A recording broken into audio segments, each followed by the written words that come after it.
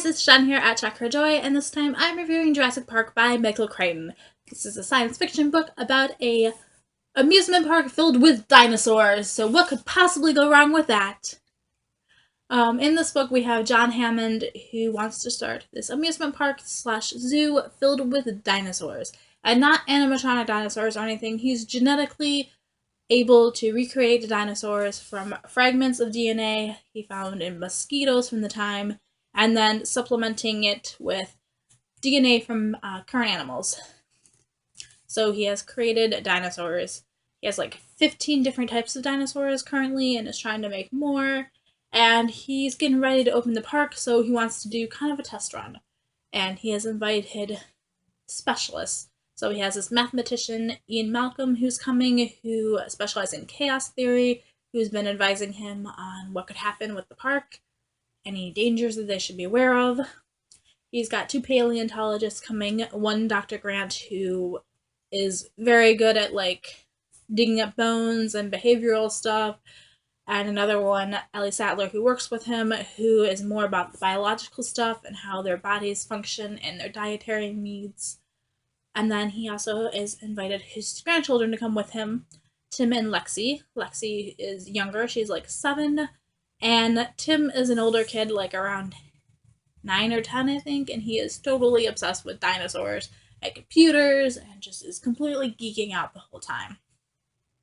He also has several other people, including one of the investors who's coming to check and make sure the park's ready to go, kind of minimize risks involved. And then there's the staff that works here, various scientists and park officials, people who are good at setting up zoos and amusement parks, and people who are good at animal containment and safaris. So he's tried to cover all his bases for this test run. And when they come, there is this massive storm that takes out a lot of the stuff that's going on in the park. There's also one of the employees, Nedry, who has decided that he's not getting paid enough. This computer programmer is gonna hijack some of the dinosaur embryos and sell them to another corporation that wants to create dinosaurs. So just complete and utter chaos happens, the park starts to fall apart, and the dinosaurs get out. So yes, tons and tons of adventure and suspense and thrilling stuff. It was kind of, actually it was terrifying. Not kind of, this book was terrifying, but it was worth it to be in a book with dinosaurs and humans coexisting in our modern environment. The book was written in 1990, so the technology and stuff is a little out of date, but surprisingly still with it, I think. A little impressed too by some of this 90s technology. Like they had a touchscreen at a time when they're still running DOS. So I was super impressed by that stuff.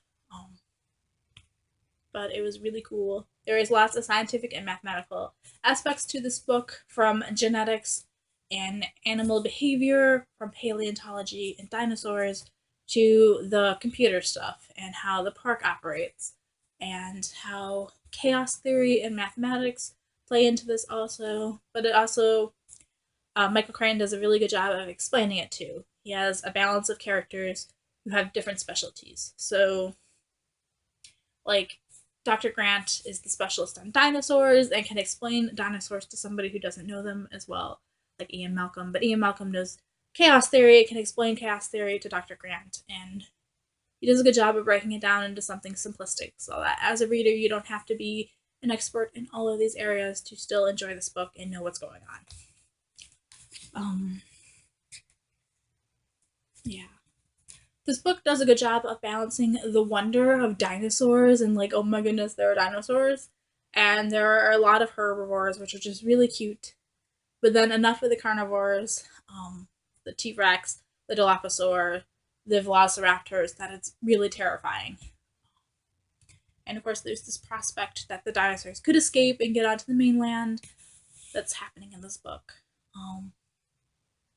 But I really, really enjoyed this ride. I loved the combination of being a very scientific science fiction book, but also just this whole adventure and fantasy thing with the whole dinosaur part happening.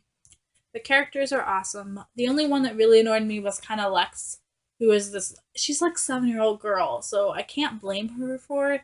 But she does a lot of like screaming and whining and complaining, and that kind of got like annoying after a while, especially when it's like a T-Rex coming to attack you and you're just gonna scream so it knows where you are.